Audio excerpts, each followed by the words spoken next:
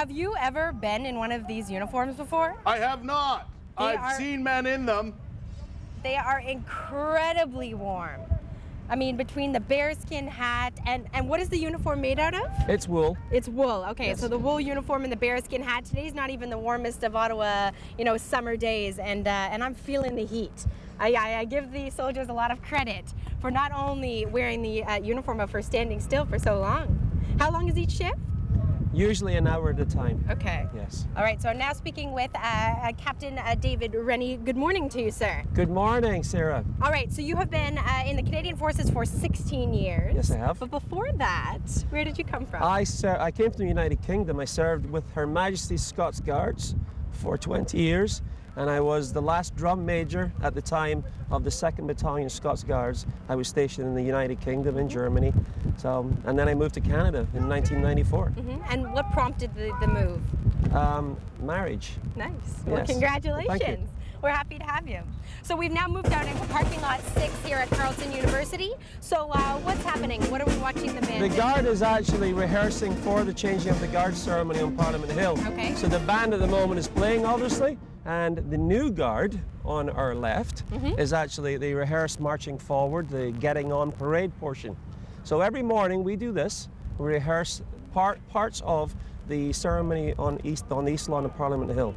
Okay. We need to make sure the soldiers know exactly where they're going and there are no mistakes, so we iron all that out here. Okay, so the changing of the guard happens daily, correct? It's daily, 10 o'clock every morning. Okay, but Fortissimo will be happening tomorrow night, Friday night, and Saturday night. That's correct. How many years has it been around now? Fortissimo has been, well, it started in 1997. Yes. Somebody had an idea. They saw the beating retreat tattoos in London, perhaps, and even the Royal Nova Scotia International Tattoo. They do a form of a tattoo.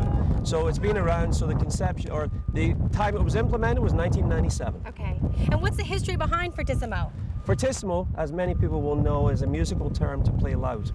So the retreat part, beating the retreat, goes back hundreds of years to Europe, when soldiers were stationed in or garrisoned in towns and villages in Europe. And what used to happen was, remember, there was no phone lines and all these things in these days. They used to use drums. That was the earliest form of musical instrument in the military. So it was drums and bugles and fifes, flutes. So what would happen is, in the town or the village, there would be a drummer and or a flute player. They would beat the retreat. They would beat beatings on the drumhead through the town or village, and that was to warn the soldiers to go back to camp. It was time to go back to camp, and it was also, in Dutch terms, it was die dem tap toe, or do dem tap toe. There's a couple of different variances of this, and really all that meant was turn off the taps. Okay, no more drinking. No more drinking. Very good.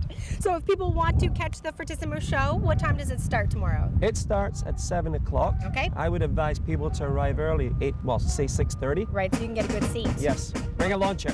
Okay, perfect. So we have yet to chat with the band, so coming up in the next hour we will do so, but make sure you head out to Parliament Hill tomorrow night, Friday or Saturday to catch Fortissimo at 7 p.m.